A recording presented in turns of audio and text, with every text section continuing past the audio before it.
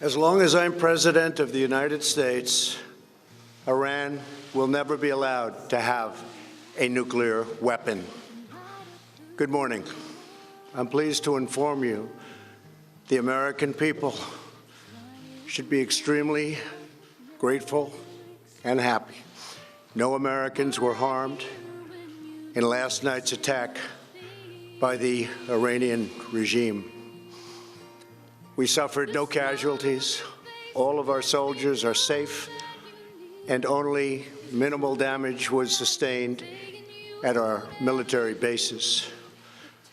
Our great American forces are prepared for anything. Iran appears to be standing down, which is a good thing for all parties concerned and a very good thing for the world. No American or Iraqi lives were lost because of the precautions taken, the dispersal of forces, and an early warning system that worked very well. I salute the incredible skill and courage of America's men and women in uniform. For far too long, all the way back to 1979 to be exact, nations have tolerated Iran's destructive and destabilizing behavior in the Middle East and beyond. Those days are over. Iran has been the leading sponsor of terrorism, and their pursuit of nuclear weapons threatens the civilized world. We will never let that happen. Last week, we took decisive action to stop a ruthless terrorist from threatening American lives. At my direction, the United States military eliminated the world's top terrorist, Qasem Soleimani. As the head of the Quds Force, Soleimani was personally responsible for some of the absolutely worst atrocities. He trained terrorist armies, including Hezbollah, launching terrorist strikes against civilian targets. He fueled bloody civil wars all across the region. He viciously wounded and murdered thousands of U.S. troops, including the planting of roadside bombs that maim and dismember their victims. Soleimani directed the recent attacks on U.S. personnel in Iraq that badly wounded 4 service members and killed 1 American, and he orchestrated the violent assault on the U.S. Embassy in Baghdad. In recent days, he was planning new attacks on American targets, but we stopped him. Soleimani's hands were drenched in both American and Iranian blood. He should have been terminated long ago. By removing Soleimani, we have sent a powerful message to terrorists. If you value your own life, you will not threaten the lives of our people. As we continue to evaluate options in response to Iranian aggression, the United States will immediately impose additional punishing economic sanctions on the Iranian regime. These powerful sanctions will remain until Iran changes its behavior.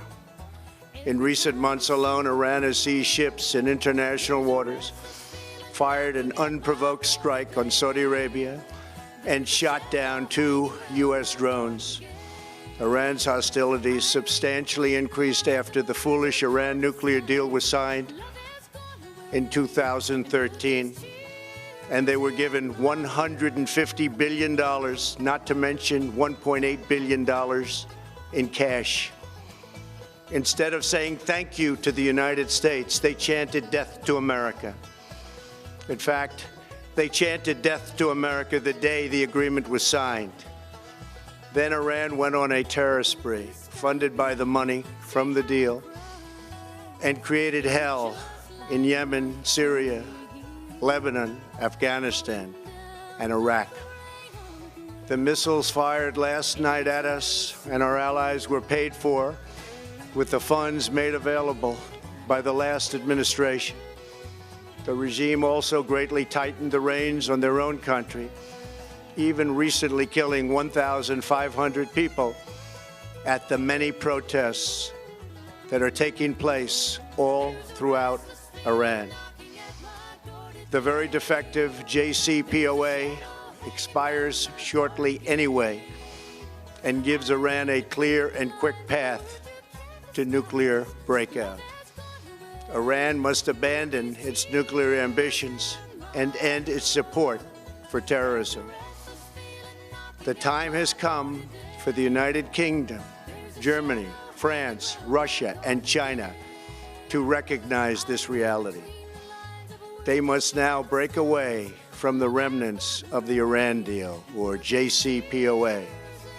And we must all work together toward making a deal with Iran that makes the world a safer and more peaceful place. We must also make a deal that allows Iran to thrive and prosper and take advantage of its enormous untapped potential. Iran can be a great country. Peace and stability cannot prevail in the Middle East as long as Iran continues to foment violence, unrest, hatred, and war. The civilized world must send a clear and unified message to the Iranian regime. Your campaign of terror, murder, mayhem will not be tolerated any longer. It will not be allowed to go forward. Today, I am going to ask NATO to become much more involved in the Middle East process. Over the last 3 years, under my leadership, our economy is stronger than ever before, and America has achieved energy independence. These historic accomplishments change our strategic priorities. These are accomplishments that nobody thought were possible. And options in the Middle East became available. We are now the #1 producer of oil and natural gas anywhere in the world. We are independent, and we do not need Middle East oil. The American military has been completely rebuilt under my administration at a cost of $2.5 trillion.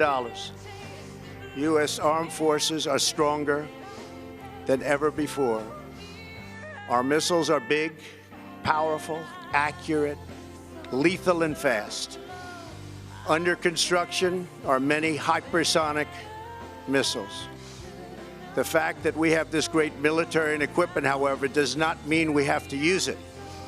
We do not want to use it. American strength, both military and economic, is the best deterrent. 3 months ago, after destroying 100% of ISIS and its territorial caliphate, we killed the savage leader of ISIS, al-Baghdadi, who was responsible for so much death, including the mass beheadings of Christians, Muslims, and all who stood in his way. He was a monster. Al-Baghdadi was trying again to rebuild the ISIS caliphate and failed. Tens of thousands of ISIS fighters have been killed or captured during my administration. ISIS is a natural enemy of Iran.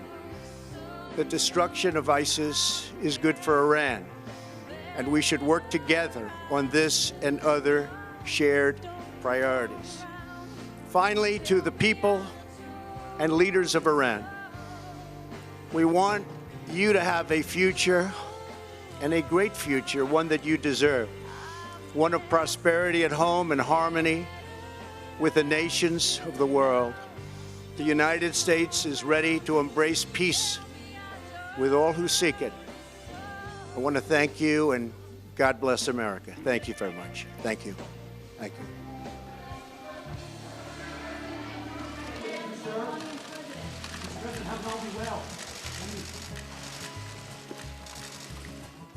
Those were the remarks by President Trump, going about 9 minutes right there, talking about what happened last night, but also for the future, and also the future of Iran and U.S. relations. Let's show you just moments ago, in case you